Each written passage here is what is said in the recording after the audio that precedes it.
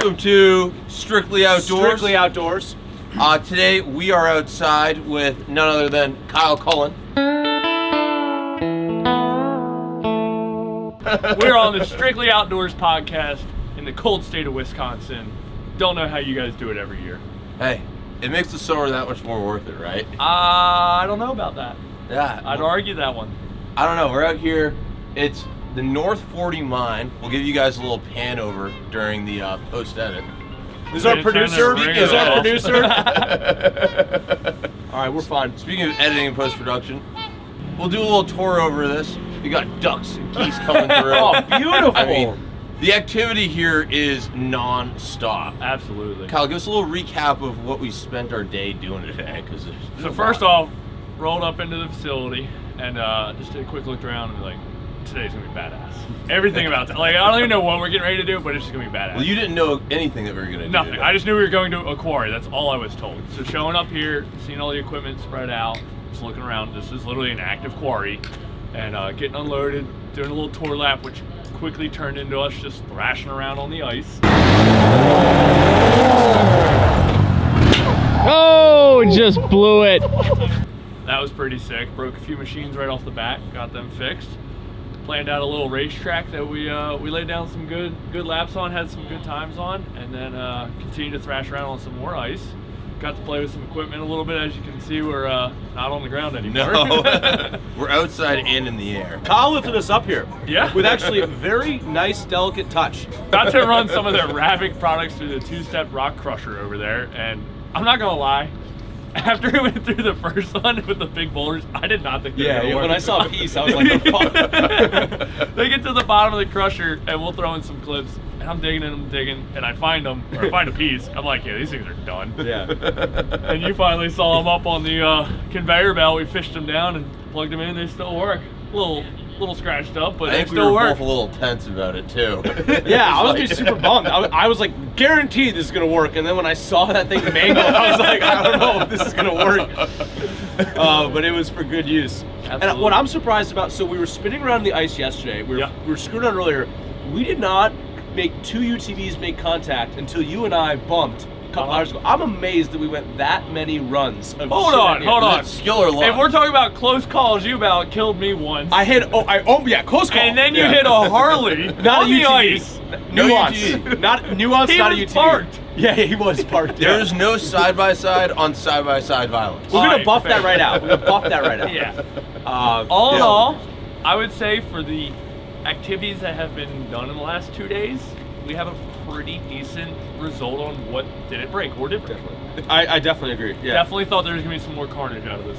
No doubt. Once the guys start just free for all swirling on the ice, which we can cut to a little clip of, there's absolutely no pageantry, no organization, and the fact that it was really close. You make eye contact with the other guy that's like cruising, and you're like, Stay away from me. as if you can do a single thing about it. Nothing. Yeah. There's probably about, you put in 100% of effort, you get 5% result of whatever you try to do on that ice. Yeah, you it's were just pretty fully helpless. on control. Yeah. I'm just glad we broke through ice, but we never fell through ice. That is true. Yeah, That a is couple true. of times. The ice out here is not as thick as it was yesterday. I missed the clip of you sliding that back corner. Yeah. And I was trying to get my phone and my gloves off to record. I think my GoPro might have got, I don't remember if it was still on, but I was ready for you just to catch and roll and me have to come save you. Yeah, That luckily could've not. been bad. That was almost bad.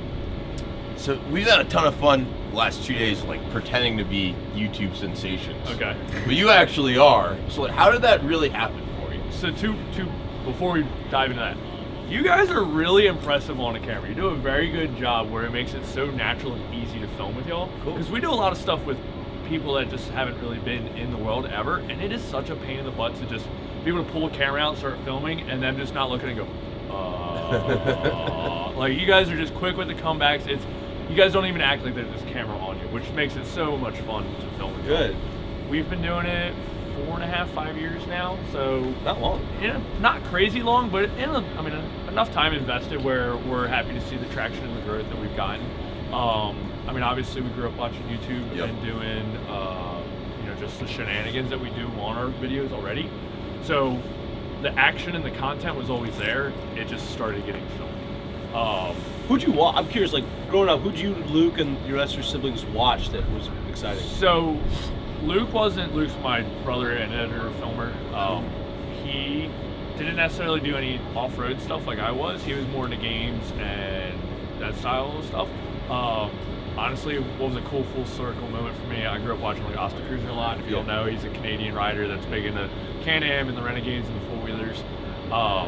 So I grew up watching him, and that turned into me meeting him, riding with him, and just being kind of like, not meeting your hero, but meeting the guy that you always watched and were inspired by and growing up. I guess that's what a hero is, and then get to meet, and he's just as cool in person. That's sweet. So that was a cool all-around moment. I would say, I mean, that was a good amount. I mean, like Demolition Ranch, if you ever checked out that channel, they're big, kind of like more of a gun channel.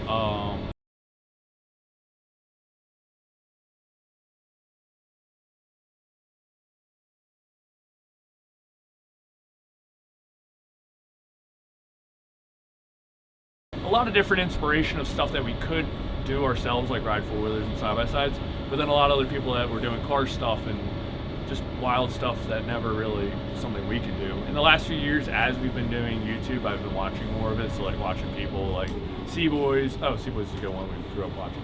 But watching people like Seaboys and Danny Duncan and Whistling Diesel, like these huge big channels that you're just, every time you watch those videos, it's such a unimaginable thing that they're doing that you're like, I would never have the opportunity to do something like that. So it's cool to now put our twist on it, where we're doing those, as people tell us, unimaginable, for example, rock quarry access crazy. So you said it, not us. Yeah. That was totally didn't answer your question, but I guess to sum that all up, we have always kind of done the fun things. We got introduced to a buddy that had a YouTube channel and started doing some stuff with him. Local guy, his name's Braden. And so I was filming a little bit with him, and just was pretty natural on camera with that. I started filming with him a little bit, and Luke always had passion for photography and more in editing, and said to me, oh, would you ever want to do YouTube? Oh, really? Luke really had more passion with the YouTube, if anything. Interesting. Because I was doing the fun stuff, and I still do the fun stuff.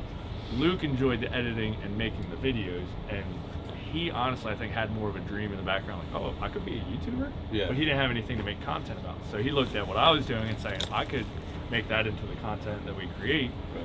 And so it kind of just collided where he started filming, and I got a little bit of a bump from doing stuff with Braden, and people already knew my name a little bit. And I want to say within 2 months, we jumped up to maybe 10K subs. Really? 2 months. So we had a good quick start, and then quickly kind of branched off and started doing our own thing, and went from more four-wheeler side and got into side-by-sides, and then got into just the silly stuff that we do on the weekends with our buddies. So I mean, that was kind of our start and our growth through the first 2 years. We've had some really cool connections, which I think have helped meet a lot of cool people and get a lot of cool places quickly. We got to be friends with Haley, the daughter, very quickly, and her fiance Chase. And started doing a lot of stuff with them. We got to travel with them. We go down to Florida and meet like Cletus. Got to meet Cletus McFarland and hang out with them. That's a lot of fun. Another legendary person. Got to meet Travis Pastrana. Oh, hell yeah. We didn't really hang out much, but just being in the presence and being around was super awesome. And it was cool because we were kind of on, like, behind the scenes in the crowd. Not behind the scenes, but we were with everybody in the group, not just spectating. So we got to be around with them.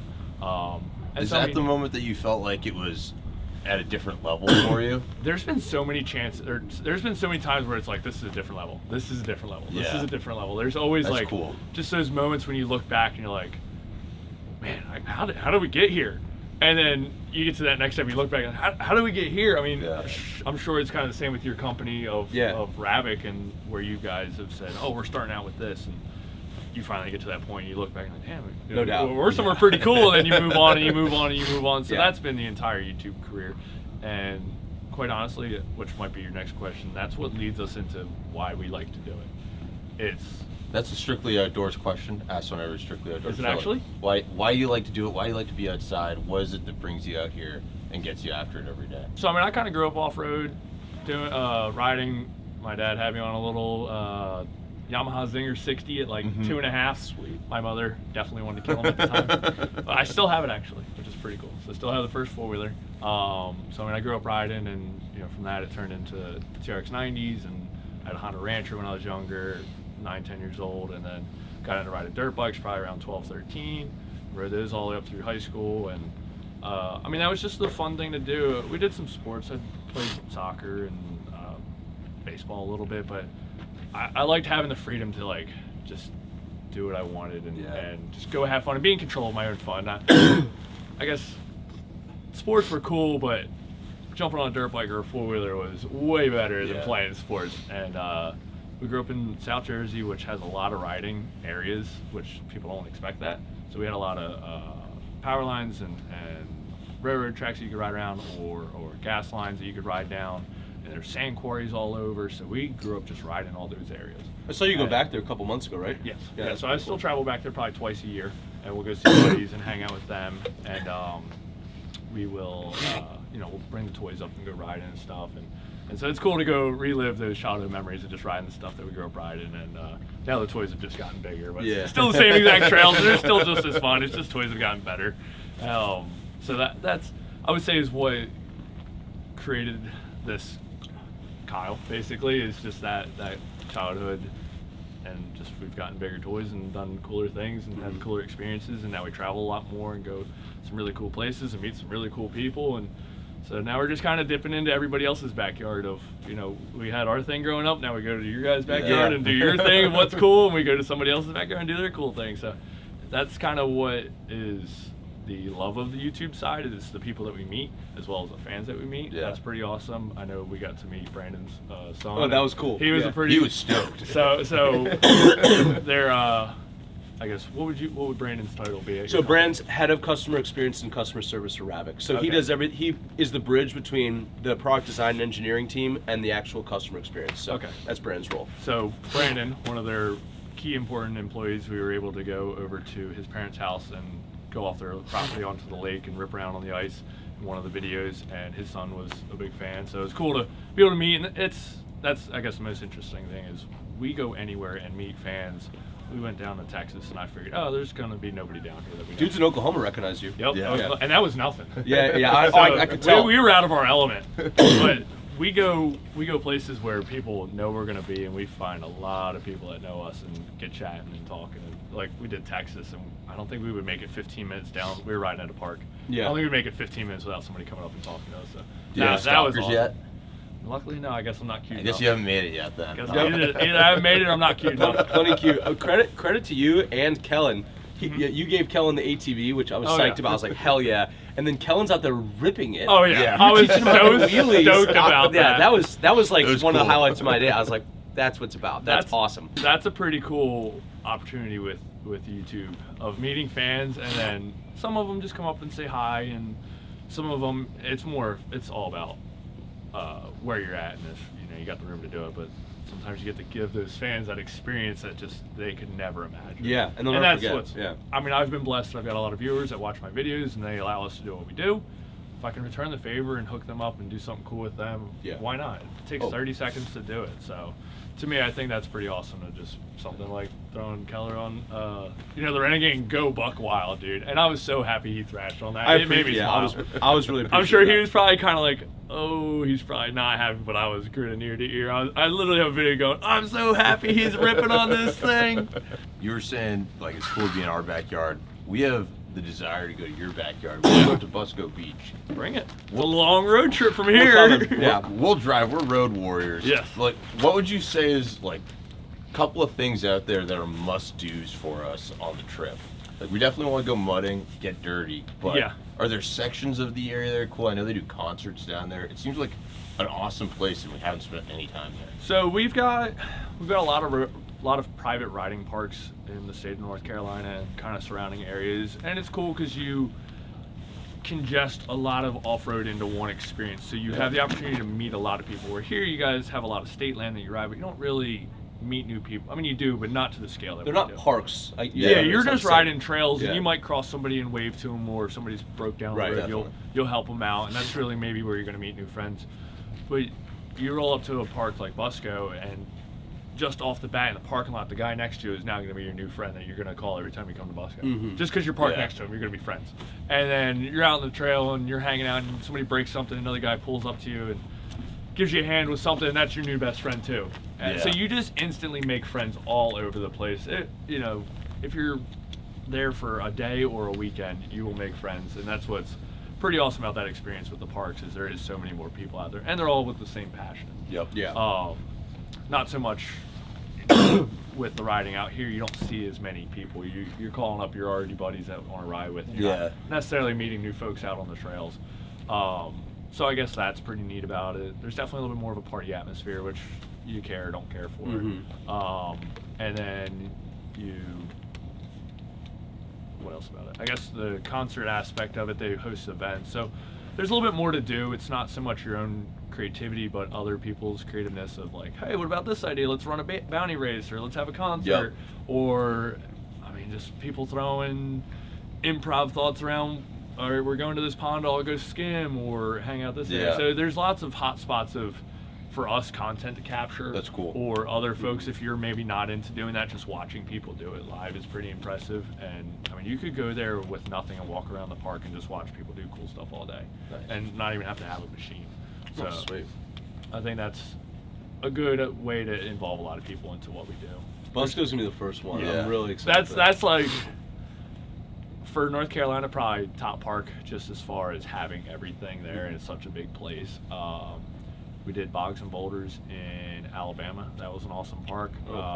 Sabine in Texas was a great place to go. Hogwaller down in Florida. Those are probably your key parks in our areas. Primarily mud or some more technical stuff? Busco's mud and sand. Hogwaller's all water and sand. Sweet. Sabine is some trails, some sand, some mud. A lot of mud. Mud Nationals is fun down there. Mud Nationals is a good time. We'll be there again this year. And then Bogs and Boulders, I think, would be the park that you guys would enjoy the most coming in side-by-sides. Just they've got the technical, but they've also got the mud, and they've got some good trails. So it's really just what you enjoy. But in your case, I think you're going to go experience something you've never seen before. Right, yeah. Definitely. So, And we need to put that snorkel on the X3 to use. We don't use that up here. We did one video off a boat ramp, but otherwise we don't use it at all. So. Yep. You can. I mean, as you guys on the camera can't see, but right behind our it. tripod is set up in the bed of the Defender, and we've got snorkels on that because we've come a few too many times close to sinking that thing in the first month. And I said, we're going to put snorkels on this thing. That's the right way to do it. Yep. It was a pretty funny experience. We all first met down in, we had been talking for a little while, but got to meet each other down in Oklahoma. And I was the only joker riding around with snorkels because everybody else. Ours too. We always joke at the dunes with it. Yeah, we're in the sand dunes, and we're the only people with snorkels. Always be prepared. Yeah. That's I don't think I found a single puddle there. No. The year prior at Little Sahara, there was like skimming and a bunch of water, but none that, that's pretty tight. But yeah. So is this your first Can-Am? What was your first Can-Am that you got? No. Right before I started YouTube, I bought a 2014 Outlander 1000, and then I sold that, and that was a used one, bought a brand new 2020 Outlander 850. Beat the crap out of that, and that thing really is what like skyrocketed and started my channel. And unfortunately, that thing did not live to tell the tale because I gave her all. And then from there, I bought an X3 that I ended up totaling. Ended up with 10 staples in the back of my head, so that was. That when you went endo? Yeah. Yeah, that was crazy. Not a fun experience, and that put me down for a little bit, and that really beat onto me. Put a helmet on. You gotta wear it. We weren't even filming that day. It was literally just a goof around day, and something like that can really change your perspective on life. So if there's anything, throw a helmet on. It doesn't take 2 seconds to do it. From there, I guess I bought the Renegades, and that kind of had probably taken the next step for our channel of just really getting us out there and exploring, and just high horsepower of just fun all the time, and then dipping back into the side-by-sides again. We picked up the X3 and this Defender, and we've kind of do our stages. You can't just do it all, so we'll do the side-by-sides for a few months, and then the four-wheelers for a few months, and the side-by-sides, and jump around in the boat in the summer season, and so it's fun. Why to not? It's fun to have the variety. Of course. So that's been it. Have you been in one of the Can-Am switches? Do you know what I'm talking about? Those a pontoon boat? Yeah. I have not yet. No. Dude, that looks like it'd be up your alley. Yeah, they're really cool. Yeah. I think this summer we've definitely started to make our connections with Can-Am better. And so I think we'll have a little more access to some loaner toys. And Dude. I think the Switch is definitely on the list of Yeah, things we'll I think you'd like get that. some time in too. So That's Can Am awesome. has been an awesome Yeah, they're company. sweet. I know you guys. We rock love. Polaris We're close and to Can Am. Polaris. I'm more of a Can Am guy. Unless Polaris wants to send us something. Who said that? So I got a buddy that just recently picked up a sponsorship with Polaris. He goes, "Oh, if it doesn't work out with Can Am, I can introduce you." I go, "I don't care if I keep paying for them. I'll take the Can Am over the Polaris." And he looked at me. I go, "I'm serious. I like that brand. That's who I'm about, and it's just my style, I guess." I'll tell you one thing. This Defender up here, the heater in that for the winter is key. Yeah. Well, when we were all in Oklahoma and having the AC when it was 105 out and everybody's sweating, I'm just cruising around the AC. Yep. I was. You feel good in there. Yep. They're expensive toys, but dang, are they freaking cool. Yeah, They they're make sweet. it worth it. Yeah, and for us, they're our film rig, so that thing, or our tool rig, really. It's kind of the recovery vehicle. It's the saving grace that just floats around and keeps the channel moving, really. What's the big thing you have planned for 2025? Is there one thing, two things? Probably traveling a little bit more. We've gotten kind of some more organization to what we're doing. Yeah. Pulling Lee in on the channel, and Lee's been awesome. Lee's been awesome. So Lee's role is more the business side of things. I would say he's the planning out in 2-3 months ahead and dealing with that stuff, where I'm kind of more immediate decision stuff and just making things on a day-to-day basis happen. Cool. But he's trying to think out further for us for the longevity. So traveling for sure, some cool trips and probably some cool collaborations. I mean, back in 2021, 22, during COVID, people weren't traveling as much, but we were traveling all the time because everybody was staying home and nobody wanted to go anywhere. So we were like, we'll come to you, we'll come to you. And every park is wide open. Yep, to do whatever everything you was want, wide yeah. open to do whatever you want. So we were traveling all over and going everywhere. And now as it's gotten busy, we kind of laid back from that a little bit.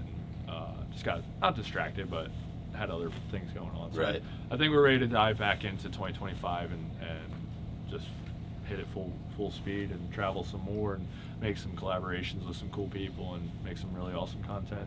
Be able to keep saying that the YouTube channel has led to just awesome opportunities. Yeah. So I think that's I don't have a set thing, but that's probably what the main conclusion of what we'll do in 2025. Sweet. You gonna join us at King of Hammers? I would love to. All right, hell You yeah. gonna race? I won't be racing, but I think we could probably make something happen for 2026. Cool. I think it's a little too early. I think it's a little late now to try to make something happen for this year, but I would love to go get the experience with y'all. You know we try it and we make things happen, but I mean, no, we won't put any pressure on you. You can cut this. I can get a car set up and we can wrap it with a big orange R. Yeah. Well, we can at the send least her on we'll down rip the it. track. We'll rip it out there, but that's gonna be a ton of fun. I'm really excited for that. I'd be down to go. Yeah, we When have a is it, cool setup February? out there.